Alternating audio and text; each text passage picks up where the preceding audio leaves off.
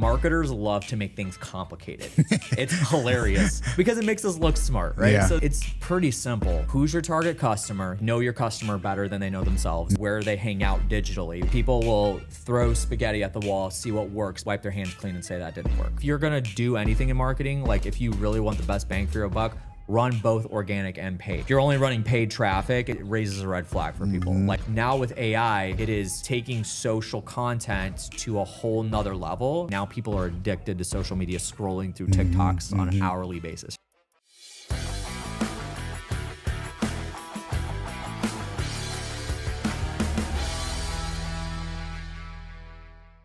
All right, man. Thanks for coming on. Dude, I'm super pumped. I am so excited. It's gonna be great. Yeah, I'm excited to chat too, because I love the content that you're putting out.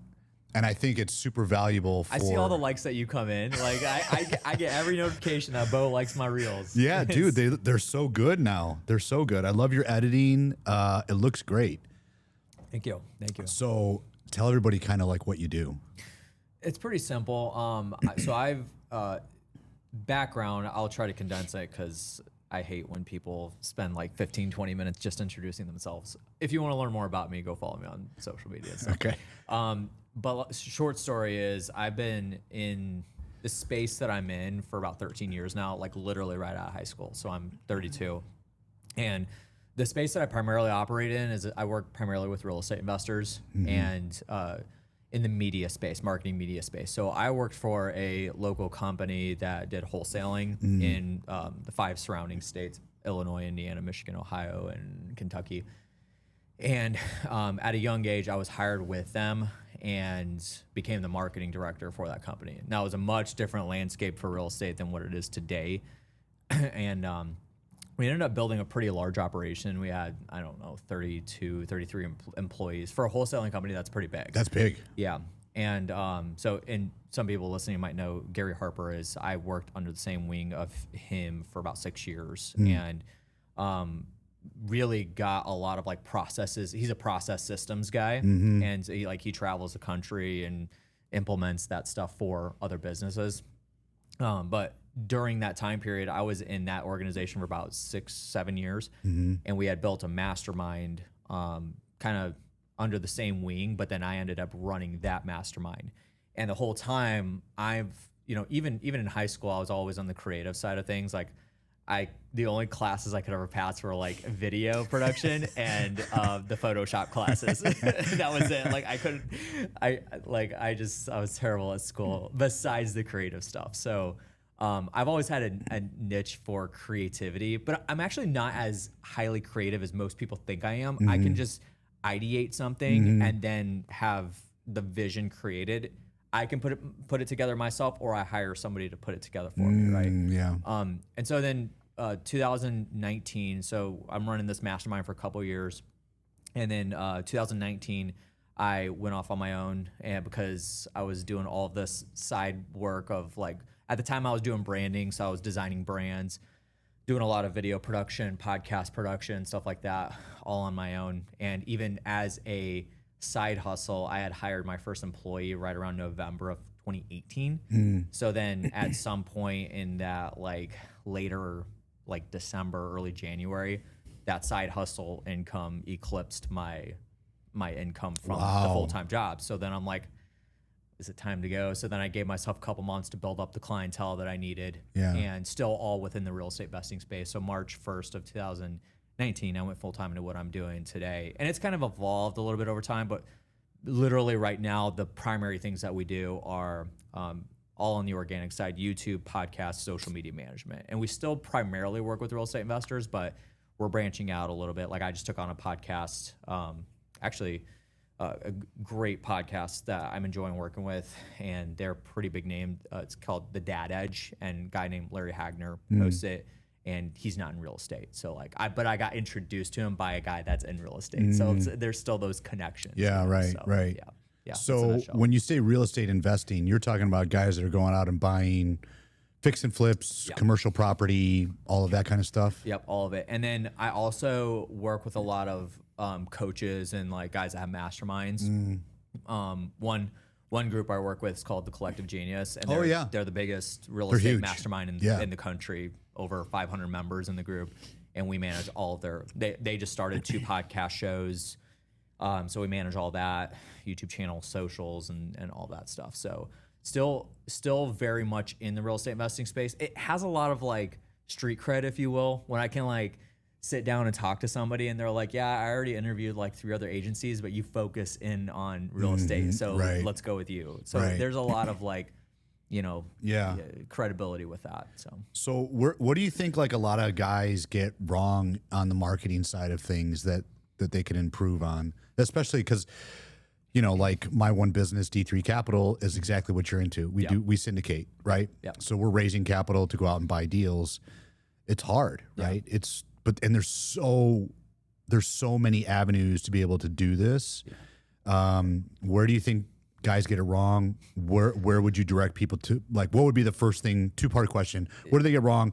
And where would you say this is what you need to do starting off immediately? Okay, so it's a 2-part question, but they literally, like, I can answer both of those questions in one foul swoop. So the thing that most people get wrong, and not just like from a social media or content standpoint, but like marketing in general, just because I've been in marketing for so long, obviously there's hundreds of different facets in marketing. But when I look at business, I do consulting too. So I'll like hop on a call with people and then dig into what they're doing, not just on the social media or podcast side or whatever. I'll dig into what they're doing. And the most common thing that I see happens is people will throw spaghetti at the wall, see what works, because someone that's a competitor of theirs or a friend of theirs, like competitors doing it, so they got to try it, or a friend said you should do this and didn't really have any reasoning behind it. And then they started throwing spaghetti at a wall. They tried it for a month, 2 months, didn't do it, didn't commit as much as they needed to, whether it was time, resources, the money, and then wipe their hands clean and say that didn't work. So what I always kind of patch this up with is just intentional marketing. Like people, I have this conversation all the time. Like marketers love to make things complicated. It's hilarious because it makes us look smart, right? Yeah, so then, there, people use like the terms like strategy and like then somebody on the other side of the table that's not in the marketing world would be like, oh, I don't even know where to start with that. Like it's pretty simple. Like, who's your target customer? You should know that. That's business 101. Nail that down. Like know your customer better than they know themselves. And that will include where they hang out digitally, what they consume. Then you just create that marketing around what they consume and then point it to your product. So if you're this person and you have this pain point, I have what you need and here's how you can get it. And all of your marketing can be built around that. Now, the execution, if it's slightly different, depending if you're running Facebook ads or if you're starting a podcast. But it's hilarious. Like, I use this as an example. I'll have people, it's good to ask questions, but like, I'll have people that are active wholesalers and they'll want to start a podcast. And I'm like, why? And they're like, well, I got in a mastermind and somebody's told me I should. Yeah. So I'll say like, do you have a coaching program? Do you have a course? Do you have a mastermind that you're drawing people into? Oh no, I just think it'd be a good resource. I'm like, hold on. Do you I'm not joking with you. Do you legitimately think that motivated seller leads that are transactional customers are going to come line up to your weekly podcast every single week? No, because what you are doing as a service is transactional. It's whether we want referrals or not. They're going to sell you a house one time. You're never going to hear from them again. Yeah. Basically. Yeah. So the medium in which the podcast is, that doesn't make sense, but maybe you put out video content specifically about selling a house. So what's the difference between a realtor and a real estate investor? What's the closing process if I sold my house for cash? That kind of stuff. That's the type of content you put out that goes, public, but you're not starting a podcast. So to me, it's not rocket science, but it just takes a little bit of effort on the intentional thinking side where that, for your first question, where do people get it wrong? And then how to fix it. That's literally the 1-2 punch. So that's totally true because literally the 2 masterminds that I've been in, one was a capital raising one and one was a social media one. They both said, start a podcast. Now, I will say, the capital raising mastermind that I was in was back in like 21. And that was when I first started D3 Capital. And he had told me back then, start a podcast. And I just didn't do it. I kicked myself for not starting it back then. Only because what a podcast does, in my opinion, I'd like to hear your opinion, is it puts you in circles that you normally would not get into, number one. Number two, when you start talking about it long form, like what we would do on a podcast, you start to build credibility because people hear that you know what the fuck you're talking about. Yeah, you know? Absolutely. Okay, so the beautiful thing about a podcast, so like the example I gave of the real estate investor marketing a podcast to motivated sellers, it's like the podcast is marketing. Like we have to look at it that way. It's not, we're not building a podcast because it can make us money. We're building the podcast because it'll bring us the leads to make us money. Right. So when we have the conversation, okay, specifically for you raising capital, like there's plenty of podcasts that we have managed that they specifically have the podcast to raise capital. Exactly what you said. So the way that I look at it, let me just give you an example. For my podcast, I have a podcast called the REI Marketing Weekly. We only talk about marketing and sales in the real estate space. By the way, like anything we're talking about is relevant no matter what industry you're in. So just like keep that in mind. Like I keep saying real estate, and sometimes I feel like, well, people will shut off because I'm not real estate. But it's the same thing. It's just marketing. It's marketing 101. Tweak it to your industry, right? Exactly. So on my podcast, my first intention is not serving the audience. My first intention is serving a guest. So I will strategically get, there's one or two categories. Number one is I will get people that I'm already working with to be on my podcast for extra exposure. It's just delivering more value to them. So I have an audience and a platform I've built. So now I'm going to get my client A on the podcast to expose them to more of my audience. So I'm delivering a little bit more value to them, right? As opposed to just servicing them as running their podcast or their social. The second category of person is somebody that I want to work with. So I'll get somebody on the show that I intentionally were like, I've heard your name and I wanted to, like, I think you could deliver some value on my podcast. Come on my podcast and let's talk about it. So I slot it for an hour. I do is, again, we go back to the previous conversation of intentionality. Like I'm very intentional about this stuff. So I have the calendar booking for an hour. The first 15, 20 minutes or so, I'm chit-chatting, getting to know them, especially if I've never met them before. But you're exactly right. Like it's a great way to introduce somebody to you as opposed to just saying like, hey, would you mind hopping on a call so I can meet you? Like, no. Like now I can offer you something like a podcast interview.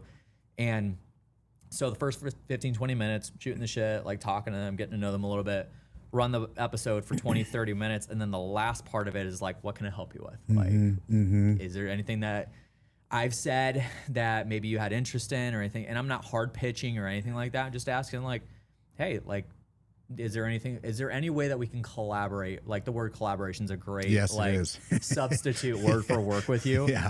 So I'll ask that specifically, and 9 times out of 10, something comes out of that if there wasn't something there before. So obviously, like and it works both ways too. Like I'm on your podcast right now as a guest. I'm what's called audience hacking. So people that don't know me and have never heard of me, but they're following your content. Now I'm introduced to them, and and because you already have credibility with your audience, now I instantly have credibility because you got me on your show. Totally. Yeah. So, I mean, you see it all the time on any podcast, right? They start, like you said, collaborating. Podcast swapping. Right. All the time. I mean, look at Alex Ramosi, right? I talk about him all the time on the podcast. Like, he's a gym rat that turned into a marketing genius. And that's kind of what he does. He puts value out, and then he starts collaborating with the people that he either has on or he goes on, right? Right.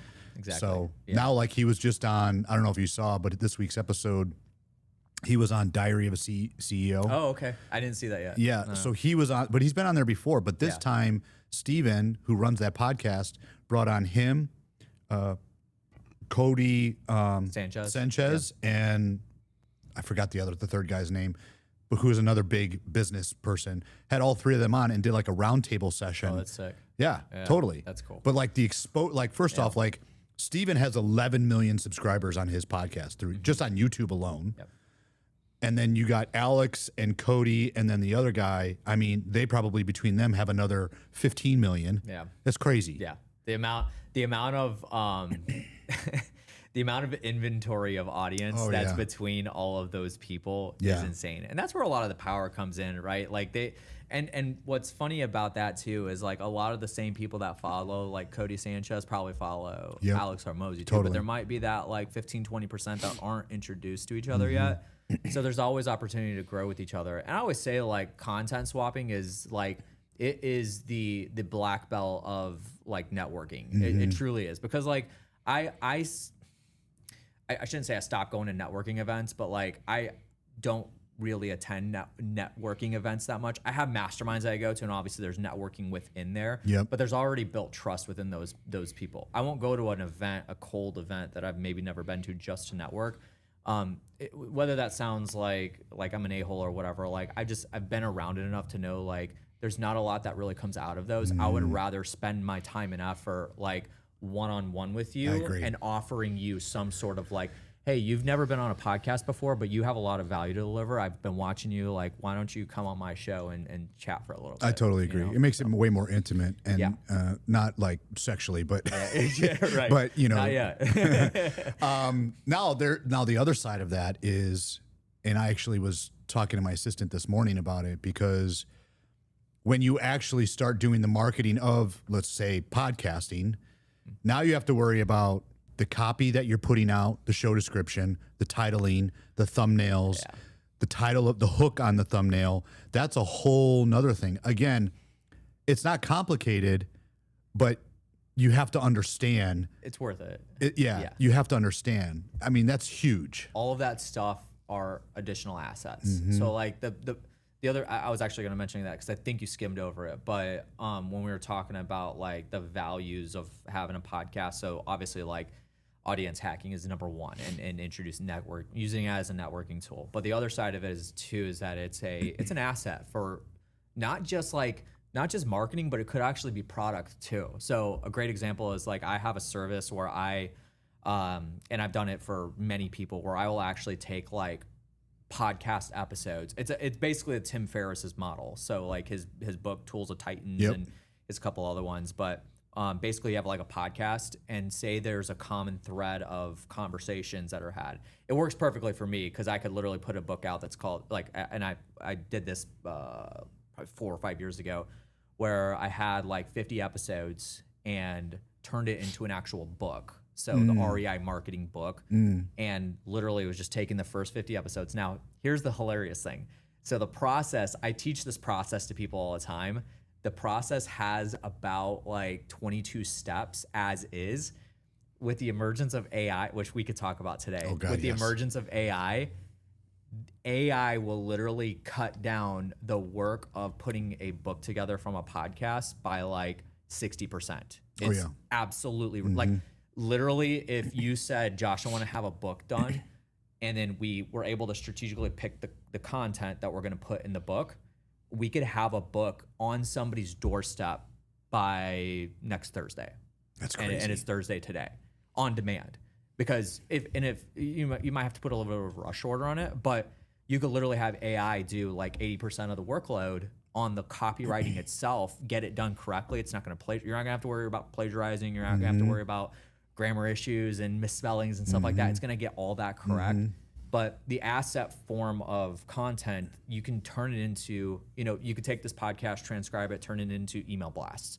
You could turn it into ad copy. You could turn, obviously, the video portion into social media clips, which you do, and that sort of thing. You could even take this hour-long podcast episode, turn it into a 10-minute YouTube video that's built specifically for YouTube. Joe Rogan does that a lot with his stuff, where he'll take like using 20 AI minutes. No, well, yeah, sort of, but like you could it's the repurposing of the content itself. But you can do so much with, one 1 hour podcast episode can turn into like an infinity amount of content and never ending amounts of like just marketing assets. And now, and that was a year or 2 years ago. That was 6 years ago when I first started doing this. This is what I was mastering in. It was the whole thing that Gary Vee would teach. Now with AI, dude, it's insane the kind of stuff that we can walk away with. That was literally my first marketing strategy, was an ebook. Yeah. When I started D3 Capital, it was put an ebook out. Yep. So I put an ebook out, and it was about depreciation and how depreciation can basically wipe your tax liability away, you know? So use that as a way to warm cold leads up. Yeah. Now we do exactly what you're talking about. We repurpose the podcast. We create email blasts. I cheat a little bit. It's not cheating, but it's marketing. We will send the email blasts out, but we send the email blasts out not only to my list for D3 Capital, but also all of the leads that are in Grit as well. Oh, yeah. Right? Yeah, because we do some fitness related episodes, but at the same time, like I will have people walk up to me in the gym and be like, I had no idea that you were into this stuff. Or how do I do this type of investment? Or what do you think about REITs? And I'm like, well, it's kind of humbling to think that people are actually listening. It's the threads. Okay, so like here's a concept that I've been teaching a lot recently. I just started digging into this. So one of the most underrated marketing terms ever that people don't use enough is the word relevance. So in relevance, like if we look at what the actual term is like, okay, so like Ghost is relevant to me because I love caffeine. I like energy drinks, but I don't want to drink a Monster. I don't want to drink a Red Bull. Like I want something that's a little bit cleaner. Yeah. So I'll drink this, and so this product is relevant to me. Okay, then maybe I need protein. So like because I go to the gym, I work out. Like I need some supplements, so I need protein. Well, now they have a product that's protein, so it's relevant to me. In the world of product placement, one of the reasons why, like, I'll have people ask about like Alex Hormozi. And by the way, like this is like a building process. It's not like you just start this for right now. Yep. Alex Hormozi talks about like 25 million different things. Like he doesn't, like if you look at most influencers that are out there, they have maybe a core like 3 or 5 things that they talk about. But and it's all centered around what they do, like their product, their service, or whatever, which is perfect. But when you get at his level, he plays at different rules because he is the business. So he can really talk about whatever he wants. So that is the understanding there. However, he does still do a good job of tying in other relevant products, services, industries, whatever you want to that. So for you specifically, you might have people that come to the gym. I mean, this is a beautiful gym, and I don't know what the monthly amount is. I live 30 minutes away, so I would be coming here every day. But I don't know what the amount is, but I can bet damn sure it's not a $10 a month Planet Fitness, right? Like, so here's the thing, is that it depends on the attraction level, right? So like, if you have somebody that's coming in here that wants a little bit of a cleaner place, a little bit of a less congested place to work out, something that has good branding, like you have beautiful branding all over, like that's a feel. That's an experience when you go to the gym, as opposed to just walking into a shitty gym that like has stuff thrown everywhere and you know, dumbbells aren't racked and stuff like that. So the relevance in which you have is like somebody that comes here to work out might have liquid cash to be able to invest in some capacity, and vice versa. You might have people that are local that come to the gym and maybe they have something, but you never introduced it to them in any way. So you can cross-pollinate. Yeah. The only thing I ever caution people on is just make sure there is a relevance connectivity point. Yeah. I call it connective tissue. So I have like this slide that I'll show where it's literally like 2 islands, and one island is you, which symbolizes your product, servicing, whatever you have. Whether it's raising money, you have a gym, you have a donut shop, you have a tech company, whatever it is. The other island is audience, and could be your audience, could not be your audience. Then you have like a roaring rapids that goes between there. That's all the white noise of marketing and the hundreds of times that people get marketed to on a daily basis. Then you can use marketing and content as bricks to build a bridge from your island to their island. So I call it the relevance bridge. And if it's relevant enough to them, all that marketing and everything that you do and you put in front of them is relevant enough to them, the proper audience will cross that bridge to come to you. That makes complete sense, because I know a lot of guys that will go out and get memberships at Equinox or some of these high-end gyms. Why? Because, and when I say guys, I mean guys that are into real estate, buying real estate. They'll go out and get these high-end gym memberships because they know that high net worth individuals work out there and they can network. Yep.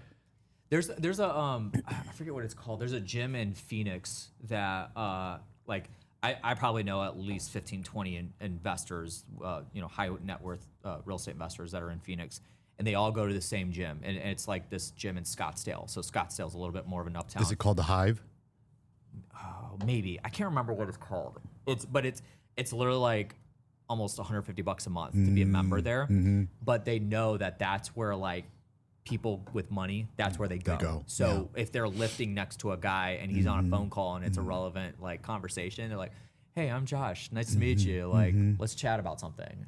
So I mean, literally the guy that's originally started this gym that I bought, that's how he started this gym. He literally was, he bought the gym up in Highland. He built it out, right? Made it a beautiful gym back then. This was 80s, back in the 80s. Okay. He was training there as well as running the gym. He was a trainer. And so one of the clients that he was training was a doctor. And he was like, I want to open it. You know, the doctor was like, well, you should buy the building. So he bought the building. Then the doctor's like, well, now what are you going to do? And he's like, well, I don't know. And then he was like, well, you should open a second location.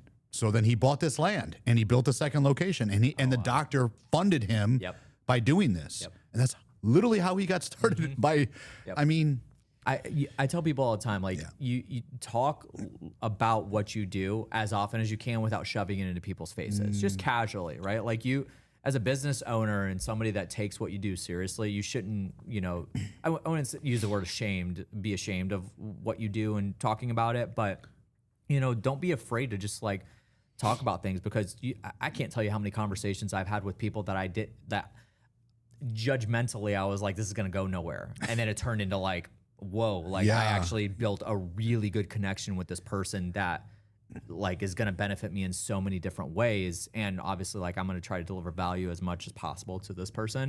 But you just never know. I'm terrible at that. When people ask me what I do, I just say I'm in management. I don't like, which is true, but I don't like saying, oh, I own it. I don't know. I feel like I get it. Icky, I get it. And there's a way to go about it too. I think everybody has their own, like I'll have people like it's probably a dirty talk for you, but I go to Anytime Fitness in Cedar Lake because it's literally like it's literally 90 seconds from my house. Hey, you build one in Cedar Lake. I did. You got a connection out there, right? I do. Yeah. So when I go to that gym, like I see the same, because it's a small gym. I see the same people every single day. Yeah. So I like try to make connections with those people, and I think it's not like to your comment. It's like I'm not just stepping in and like, I've never met you before. I'm like, hey, I'm Josh. I do this. Right. Like I'm going to build a little bit of a relationship with you first, especially if I know that I'm going to come across you again at some point. Just recently, I had a guy that I've been going to the gym with. Like I see him probably 4 or 5 times a week for the last year and a half or so. And he just sent me a friend request on Facebook. And then I saw him at the gym. He sent that on Sunday, I think. And I saw him at the gym yesterday. And he's like, dude, I didn't know you did all this stuff. I'm a real estate investor. Oh, wow. And so like he and I started having this conversation, and that could lead to something, like who knows? Sure. But because I had built effort and like fist bumping him every time I saw him, sitting down and talking, we talk about our cars and stuff like that. Like I never once brought up what I do, but now that door is open, who knows what that'll now lead you're to. going to talk about it. You know what I mean? Yeah, for sure. Yeah. The social media mastermind that I'm a part of, what play they've been running as of late that they've been just like killing it with? Webinars. If you are a coach, time tested, man, time tested. Yeah. If you are any type of coach, whether it's fitness, whether it's, like you're saying, like mastermind or coaching on real estate, or you're raising capital, these guys are running webinar. They're doing paid ads to a lead form, to book a webinar. They're fucking killing it, man. Yeah. They're killing it. There's a lot of people that I work with that they like. I don't service as a like webinar producer or anything like that, but they're running like what we'll produce is pushing people to the webinar, and it's webinars have been around for a very long time, but almost since like video content just existed on. So maybe 15, 20 years or something like that, and it still works no matter what industry you're in. And there's some numbness to, like you're not going to get as, we would run webinars in 2015. You'd have 1,000 people show up. And so like, and you might have like a 20% conversion rate. And then now you might have like 250 people show up, but then you have like a 40% conversion rate. So like it does equal out in some cases, but it still works. It's crazy. And I like some of the most time-tested marketing tactics work. Everybody wants to ride like the new wave, and I think you should, but you should also stick with what is consistent and as proven to work over time for sure. Yeah, I totally agree. When you're running paid ads for whatever, say webinars or however you're trying to generate leads for your real estate business or coaching business, what is a good dollar amount per day to spend? Especially because I feel like, okay, if you're trying to let's just say raise capital, right? You're going to look nationwide. Yeah. You're not going to look locale. You're going to run nationwide. What does that dollar amount look like? Yeah, that's a good question. Okay, so I'll be very specific too, because I wouldn't consider myself an expert on paid ads. However, I do run paid ads for my own business. So I'll just tell you what I do for mine and what I'd advise. Like I do a lot of kind of like consulting with people on the organic side, and then they'll start asking about paid because that's normally like the 1-2 punch. And I always say, like, if you're gonna do anything in marketing, like if you really want the best bang for your buck, run both organic and paid, because they are going to complement each other very, very well. Because if you're only running paid traffic and you don't have any organic stuff out there, it raises a red flag for people. Like if you ever get hit with a Facebook ad by a company and then you go to their Facebook page to check it out and see what's going on and there's nothing there, it's a dead end, then you instantly lose credibility. So regardless of how good the ad is. So when I'm running ads, there's a couple of different things that I look at and questions I would ask like the listener to say, like, here's determining what you would do. Number one is, what do you have as a budget? Right? Like that's, so like people want to say like, oh, whatever, like, do I need to run $2,000 a month on ads, or do I need to run $20,000 a month on ads? It really depends on what you have allocated right now, because the last thing that you want to do is to spend your last dime on paid traffic and then what creative you implemented didn't work because you hadn't tested it before and now you're broke. Like you don't want to do that. You don't want to market yourself broke, right? So that's the first thing I would consider is like, what's a comfortable budget that you can start with and then build upon as you start to tweak, innovate, and it gets better and better, and you start seeing more results, right? Especially from square one, especially if you've never done ads before. The other thing to consider is exactly what you brought up, was audience. So for example, again, we keep talking about real estate investors, but this is still relevant for everybody.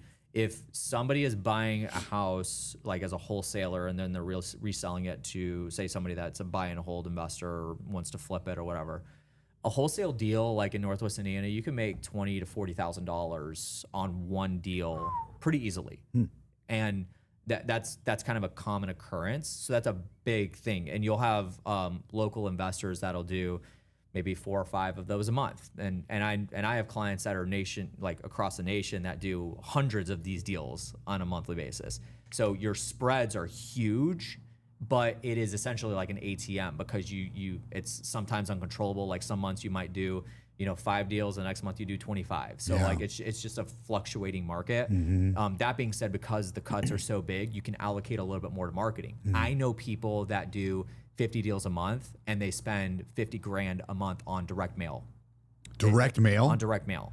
So like it just depends on what size of profit you get. You know what I mean? So that's important to understand too. Like if you have a widget that you're selling that's $99 and you only have, or I say only, but you have 1,000 customers, then is that profit enough for you to be able to allocate to that, right? So the reason I bring that up is because you don't want to spend like $1,000 a week on paid traffic, and then it's only making you $840. You know what I mean? So, I was in the same boat here at the gym, because early on I was doing mailers.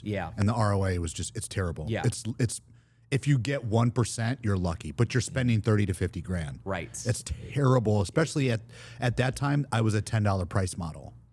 So imagine how many members you have to get to try and recoup those advertising dollars. Yeah, it's tough. It's tough. It's tough. And you really need to know what your spread's going to look like, because and the reason why I started there and spent so much time on that when you asked the paid ads question is because these are the conversations that people don't want to have. They just know I know people that have run paid traffic and seen really good results, so let me just try it. But these are the things you have to think about, or you will spend yourself broke on marketing. I've seen it time and time again happen. The other thing to consider too is if you did run, let's just say like the flip side is you had a very successful campaign and you ran, let's say for you, for example, like the campaign that you started a Facebook ad campaign today, and it was highly successful, and you had people lined up out the door to sign up for Grit. Would you operationally be able to maintain that? You know what I mean? Like, can your product, can your service, can what you do, can your gym hold that many people? Like, that's something you have to think about too. Sure, for example, for me, my capacity at the moment right now is I really can't take on more than 40 clients to work with at a time. If I do, I'm busting out the seams and I start like the balls start getting dropped and just like service quality will go down, and that's something I'm not willing to sacrifice. Sure. So once I hit that mark, I will start having like a wait list. So if somebody drops out, then I'll move somebody in. But if I started running a paid traffic campaign right now and it was highly successful and I busted at the seams and went over that, then I'd lose my business. Like I would literally market myself out of business because everybody that would come through the door would be like, this sucks. Like this was not at all what you promised me delivering. Now your word of mouth starts getting really bad. Exactly. Now I'm damaging my brand reputation. Sure, right. sure. And so, and that's everything. Yeah. So those are things to think about. I want to go back to something you mentioned about organic because I help bring in, do you know Enrico Incarnati? Dude, you keep saying these names and they all sound familiar. That name sounds really familiar. So he's really fucking good at social media. Okay. Like he's amazing at social media. And so he came in as a guest speaker in my mastermind. And then I reached out to him and I'm like, hey, he lived in Dallas at the time. And I'm like, hey, would you be willing to come to our roundtable meeting? Because I'm part of a roundtable of other gyms across the US. And come and speak to our roundtable. We're actually going to be in Dallas these dates. He's like, dude, I totally would love to. I would love to. He mentioned in that when he came to the meeting, he said, your organic content, like you should be pushing out as much organic content as possible because one, like you're talking about, helps build the audience, helps build brand awareness organically. It also helps your paid traffic. Yeah. He said, he wouldn't tell me the company that he was working with, but the company that he helped at one point was spending like crazy amount of money per month in paid ad traffic and they had zero organic content. He flipped the script with them. He helped them create a whole organic strategy where they were posting a couple of times a day, putting out educational pieces, blah, blah, blah, blah, blah, blah. They got to the point where they no longer needed to do paid traffic because their organic content was creating so many leads and revenue for them through their sales that they just abandoned paid traffic altogether. Their organic was probably riding the wave that the paid created, but the paid wasn't landing just yet until the organic started going out. Yeah. It is the best formula. Like I have seen it myself and I've done it for myself. I've done it for clients, and it is the best. Like you hear all the time, and this is where like, dude, when we talk about marketing, there's so many conversations to have about like, and again, like you see it in masterminds, I see it in masterminds, and I've seen it for years where, people try to replicate exactly what somebody else is doing, but then like they don't understand infrastructure. They don't understand like what their personnel looks like. Again, what I mentioned about like marketing yourself out of business, that's a real thing. It is. Or budget and stuff like that. Market. Like there's so many factors. So you really have to take what your situation is and your model is and just emulate and pull stuff. But then you really, again, I go back to the first conversation we had is intentionality. You have to be intentional about what you're implementing marketing wise in your business. So I'll hear people like go to these masterminds and they'll preach, I only did paid. I only did organic. Yeah. And that worked for them beautifully. Cool. Like that works for you. Like run with it. But in most cases, there might be like some outliers where it's like one or the other, but in most cases doing both at the same time is the best bang for your buck because you are going to build, it is about conversions, but you're just going to build really, really good credibility within the platforms, within the algorithms. And then also like if if I'm following you on social and I get all your organic and then I got hit with a paid ad of you standing in front of the gym, like saying, come sign up, then I'm like, oh, I know Bo. I didn't realize he had a gym. I just follow his podcast content. That's cool. Like, I'm local for sure. Let me go sign up. Like, it just, you've used your personal brand as a platform, which is what most people need to do to push and drive people downwards to the main thing that you do. Right? Yeah, totally. Yeah. I mean, that's totally true, because even like in Dallas, there was a gym that we went and toured. Their brand is amazing. Unbelievable what they've built. Is this the one you showed me when we were at Square Roots? Yes. I think that's the one. That's the one. And they I still think about that. That was, well, that gym is crazy. Here's what's unheard of. And this is just, I guess it's somewhat true, but it's also speculation. I guess it's, you hear a third person, but typically in the gym industry, you have to be at 5 locations before private equity even looks at you. Yeah. And so this guy built a brand, and he had just opened his 2nd location, and his brand was so successful in that market, and they had done 0 paid ads, all organic, but the brand that they built is what attracted them, because the amount of organic posting that they were doing with showing off the gym, you know, the lighting is sexy, the gym itself is sexy, they got great equipment, and private equity came in at location number 2, and that was 2 years ago. They are now at location 5, and they're slated to open 5 more in the next 3 years. Wow. So that's rapid growth, but again, they haven't even dipped into paid traffic. They're strictly doing organic. So now, like what you're saying, when they start doing paid traffic, they're gonna be off the charts. They're gonna be off the charts. Yeah, if they do it correctly. Right, if they do it correctly. Insane. So like one of the next things that I think about as you're having that conversation too is like endorsements. So like if a gym like that in a big market like that, like you have athletes, you have like pro athletes, you have a lot of celebrities there and that sort of thing, and not even like the celebrities as we think is traditional, so like music artists, actors, athletes, but also like social media influencers.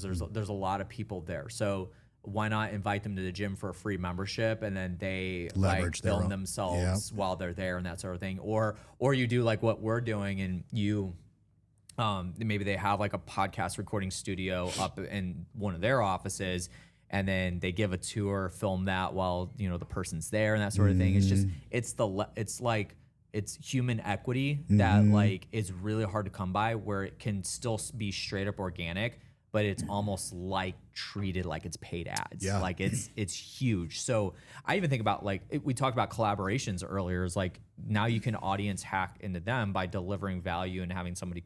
So like for you, like I don't know if you've done this yet, but like if you had a local like person that had a pretty big like bar in the influence space, you know, in some capacity, like have them come in and film and that sort of thing. Like if you're looking to scale, that's one of the best ways to do it right now. Is the endorsements from somebody that has an audience. So. There's been some memes that have been going around social media. I don't know if you've seen them, but they compare celebrities versus influencers and what they're it's crazy. It's like crazy. It used to be back in the day, you know, these Hollywood stars would be making $20 million a film, right? But now influencers are making $20 million, you know, every couple of months just from the posts that they're doing. The influencer are outpacing the Hollywood stars by like 10x. Well, you ask kids nowadays, like, what do you want to do? It's always, I want to be a YouTuber. Oh, you see it here in the gym. Like people bring in tripods, 2-3 tripods, filming themselves, trying to be the next influencer. It drives the old timers nuts. Oh, I'm sure. You know, but then I look at it as like, look, as long as they're not in your way, I don't mind. If you get ignorant about it, like we're going to say something to you. But ultimately, as long as you're not rude about it, I'm totally fine with it. There's ethics to it. Exactly. And for you, it's more exposure. Like I said, it's more exposure for your gym. As long as they're tagging the fucking gym. You know? Exactly. That should be a like a policy that you have. And it's fair too. Like you film in my gym, just make sure you tag us when you go. Like, you know, it's exposure. And that's the thing I talk about. It's no different than if we look at like the scope of like athletes being endorsed by brands, right? So it's leverage. The reason why Nike reached out to Michael Jordan in the 80s was because they saw the potential that he had to become a mega star, and they gambled correctly. Like they were going to pick other guys like Stockton, and there was a couple other guys like Bowie, and they were going to pick those guys, but then they saw something. I mean, if you've seen the movie Air, like I think that's kind of historically correct, but it does a good job of kind of explaining it. But they picked the right guy that had the potential of becoming a megastar, and he did, and took Nike from like almost a broke company to whatever they are today, like a household name. Yeah. And it was because they picked one person to endorse, and that's ultimately what brands should do. Is brands are built by the faces according to the brand. There's a couple of outliers, like you might have like an Apple that like, behind, Steve Jobs and that sort of thing, they became big. Maybe they endorsed a few things, but just as a tech company, they grew. But even if you look at like Tesla, like a lot of people buy Teslas because of Elon. Yeah. Like they legitimately are a big enough fan of Elon that they'll go buy a $60,000 Tesla. Yep. So it's normally the faces. That's like brands are being followed, but the reason why like ESPN exists is because of the athletes that they highlight on SportsCenter and on their Instagram pages and stuff. And then what does ESPN do when those athletes retire? They hire them to do commentary. Exactly. Yeah. Yep. Yeah. And then that's all. And now you're bringing in leverage from like, the fans of that athlete, and they're going to follow line. Like people will legitimately watch. I don't know exactly what games he does, but like they'll watch the games that like Tom Brady will commentate. Yeah, because it's Tom Brady. Yeah. It's the motto in marketing now is attention is the new currency. It is. Yeah. Yep. Yeah, and that's something that Gary Vee's been preaching for a long time, and it's become even more and more true. And like again, like maybe we could talk about AI at some point today. But like even with AI, the way that attention is being drawn out is even. If we're gonna go in this conversation, let me start here. So the new waves, we're making a pivot, guys. Just so you know.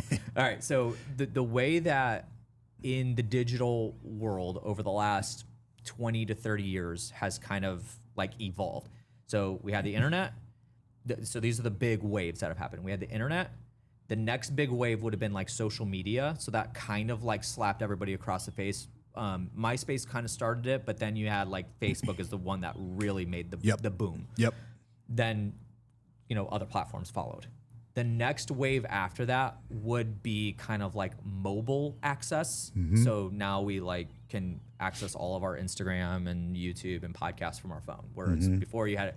I remember in high school, my senior year of high school, making my Facebook account, and I had to access everything through my like IBM computer, right? So then we had mobile access. The next wave is now AI, and I'm not one of these guys that's gonna sit here and preach like, oh, you gotta get on it, you're gonna miss it. Like it's already here. So if you aren't delving into it as a daily thing that you utilize as a tool, then you are going to miss it. You can catch up, but you need to get on this because it's not going to slow down. The evolution of it is just going to take off even more. I mean, I remember a year ago, like starting to use ChatGPT more, and I was blown away by what it could do. And I'm just almost every day learning something new that AI can do, and it's ridiculous. So with the waves that we have, AI has so specifically in the social media marketing space.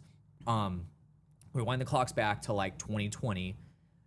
So from like 2019 to like late 2020, that was an era where you could post a video on TikTok or Instagram Reels and instantly go viral without any followers. Yeah. Like the organic algorithm was absolutely insanity. Yep. Luckily, I started my business in that era, so I was able to kind of leverage that space for it. And I've seen it go way down, like right around like late 2022, early 2023, the organic algorithm sucks. Yep.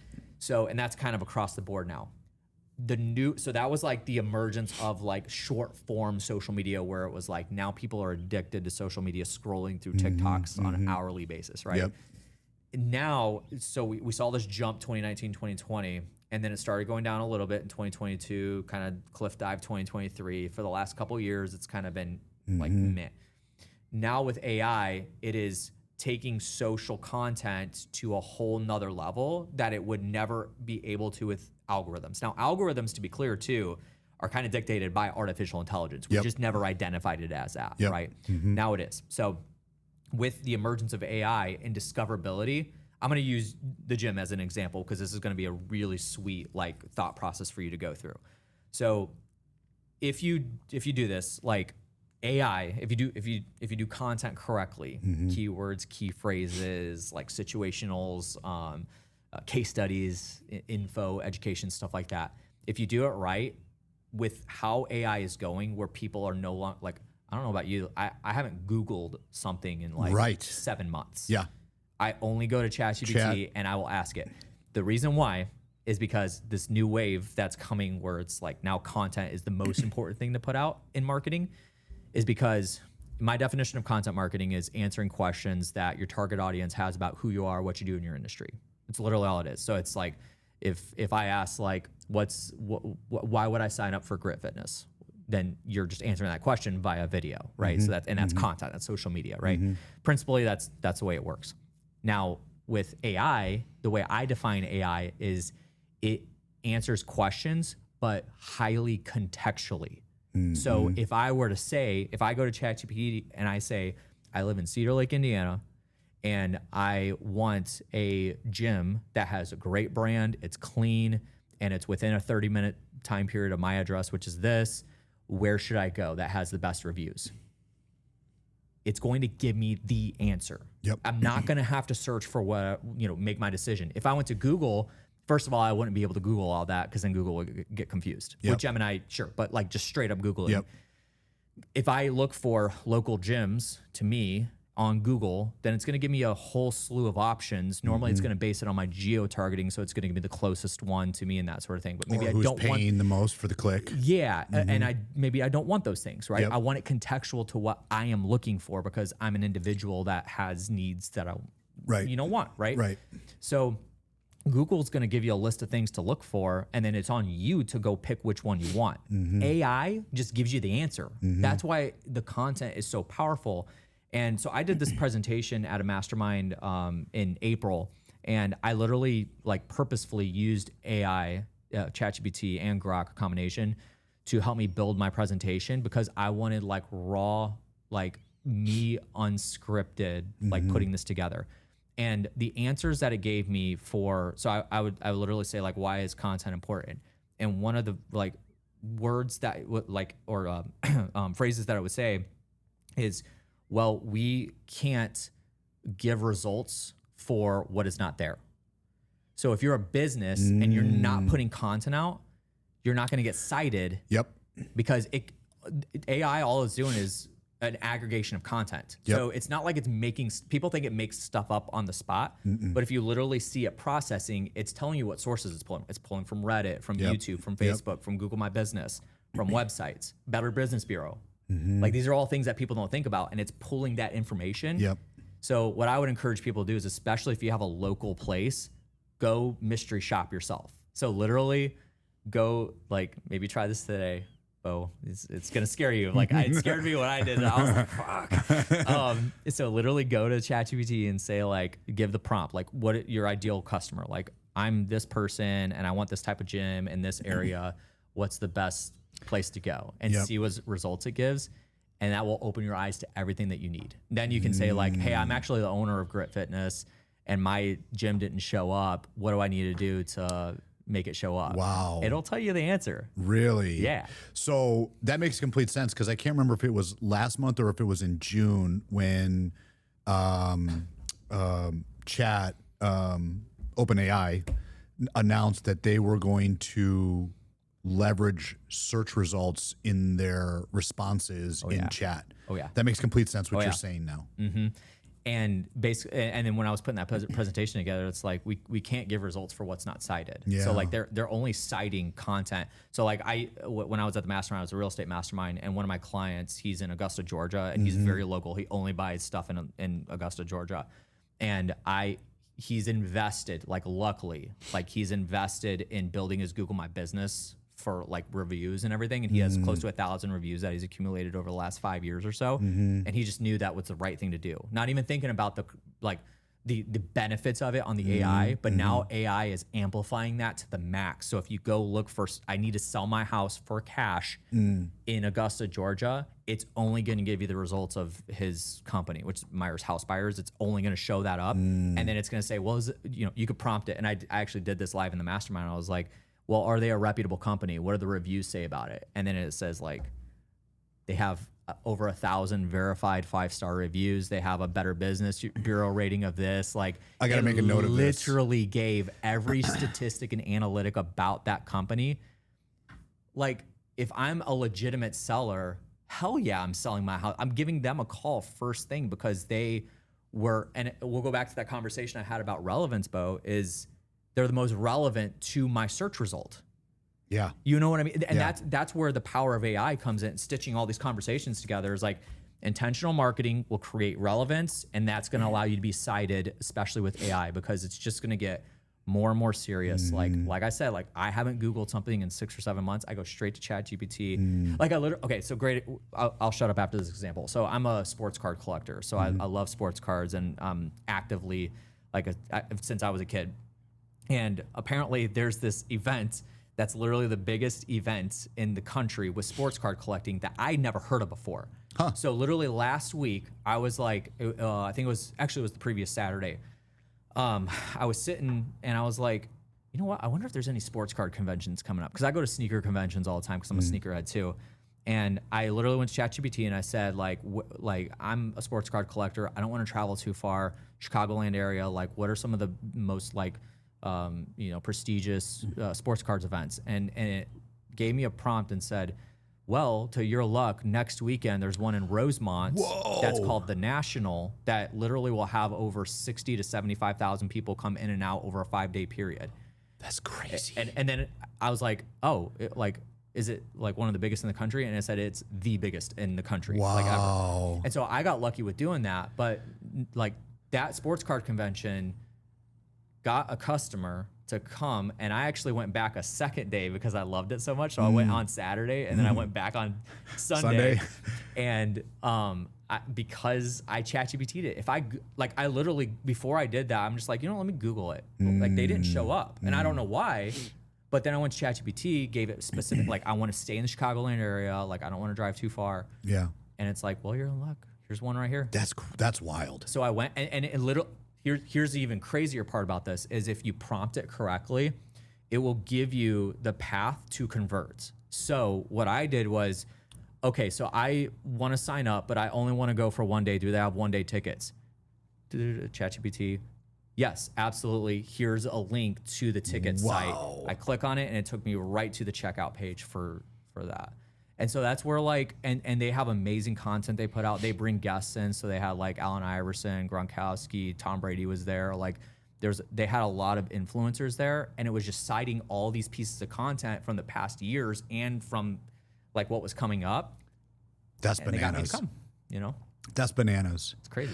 I mean, I use chat or AI literally daily as a tool, right? I'm using it for help with drafting emails or drafting letters. Yeah. I even last week I built a GPT from it. Yeah. So my GPT does now is I created this I instructed it with this long ass prompt, exactly what I'm looking for with the podcast, what I'm trying to achieve, what I'm trying to do, what I need from it.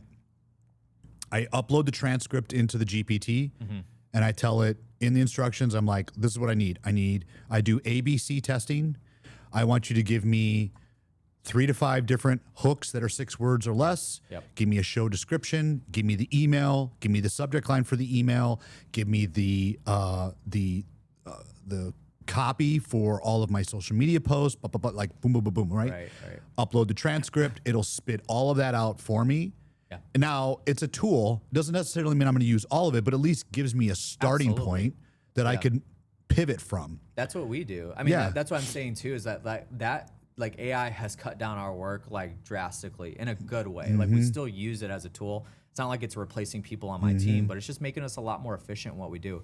The other thing I would say to you too is something interesting that you could do, and some people think about. This is like above and beyond, but I've started testing this with a couple of people, but I'll have to look at the platform. I'll see if I can figure out which one it was, because there was a specific platform that you can utilize for this. But You mentioned you create your own GPT. Well, you can actually create your own like AI like doppelganger too.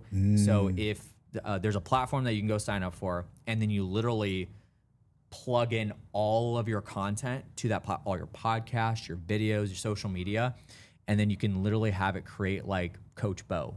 And then on the Grit website, you can put a link for it on there, and then people can go and click on Coach Bo and say, hey, I pulled something in the back of my leg, but I don't know like if I should not go to the gym or whatever. Should I still go to the gym and work out? It'll index and cite all the content if you've ever talked about that. And then if it doesn't, then it'll bypass it and go to other content that's relevant to you, that's maybe not you, that you've approved.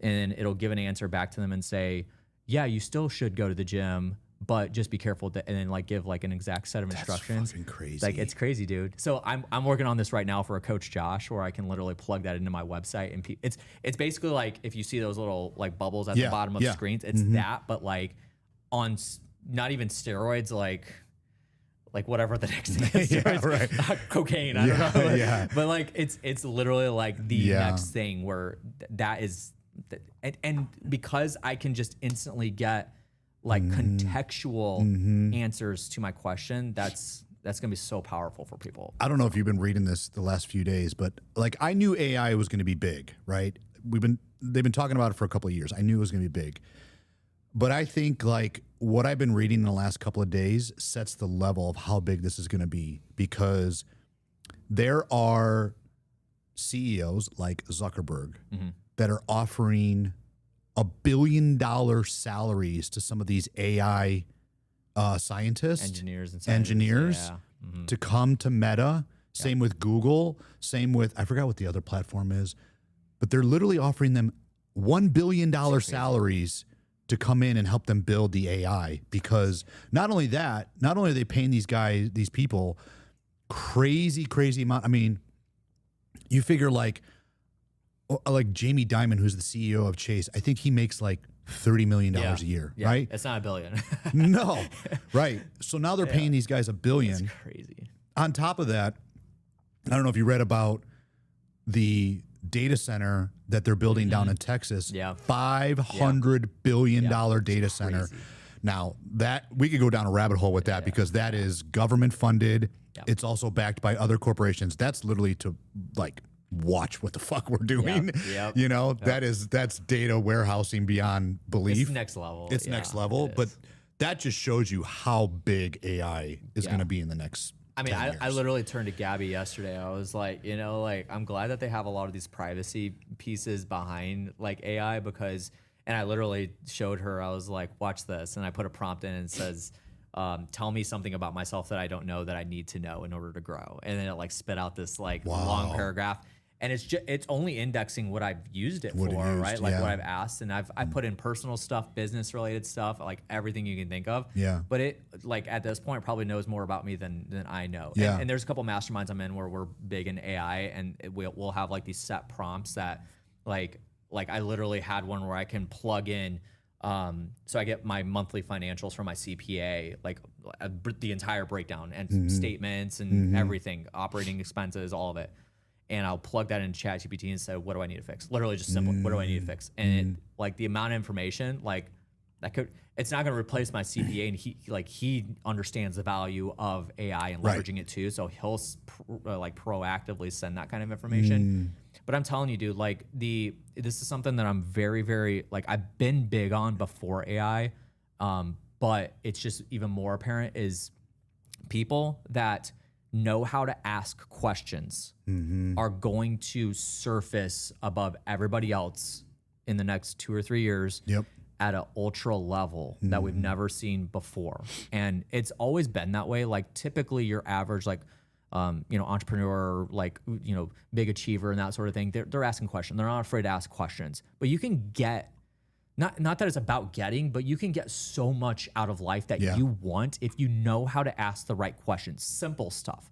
Like we just we're having a baby, and I don't know if you knew this. We're having a baby, and we don't have insurance. We're self-pay, which is fine. But I literally I have a guy that I in a mastermind with, and he's an expert on insurance and stuff like that. He's like, dude, don't get insurance. Like, here's how you do it. And one of the bills that we got from one of our first visits was like, it's like almost $4,000. And he told me negotiate it. I was like, what does that mean? Really? And so I literally got on a phone call with him, just asked politely. He's like, just be nice to them and they'll treat you right. And I was like, what's the lowest you can go? And the guy on the phone, not a supervisor, nothing. He turns and he's like, give me 1 second. Let me see what I could do. So he comes back. So it's like $4,500. And he's like, well, right now I can actually bring that down. If you could pay for it today, I can bring it down to $1,200. What? And I was like, well, hold on, it gets better. I was like, oh, that's amazing. So then we have it on speakerphone, and I'm literally talking to Gabby. I was like, I muted it. I was like, I wonder if you can go down further, because that was quick. So I unmuted it, and I was like, I don't want to be a dick or anything like that. I'm not trying to push the envelope, but can you go any cheaper than that? Like, we're, financial hardships and stuff like that, and we're self-pay, we'll pay today. He's like, give me a minute. So he spends like another 3 or 4 minutes, comes back, and he brought it all the way down to like $160. No like, fucking it was way. ridiculous. And it was just because I asked questions. And so you just principally, you can get like so much stuff. Like, there's been times we'll go to concerts and I'll politely ask somebody like, can we get upgrade tickets? Like, I'm willing to pay for it. And then they're like, no, we like you. Like, here's it for free. Like, stuff like that, just because you can ask questions correctly. Yeah. And now with AI, you can get any information that you want out of anything just by knowing how to prompt and ask questions correctly. And it's just going to take human involvement to the next level on an unprecedented Dude, level I could spend another hour talking to you about this shit. Thing. I know you got a hard stop. I really appreciate you coming on. Where can everybody find you and get to know you and maybe use your business? Yeah, no, I appreciate that, man. Thank you this has been a blast. Maybe we could do another one. Let's do it. I don't know if you bring back guests. No, but absolutely, I will. But I'll definitely come check the gym out. I'll make the 20-minute drive, 20, Okay. 30-minute drive.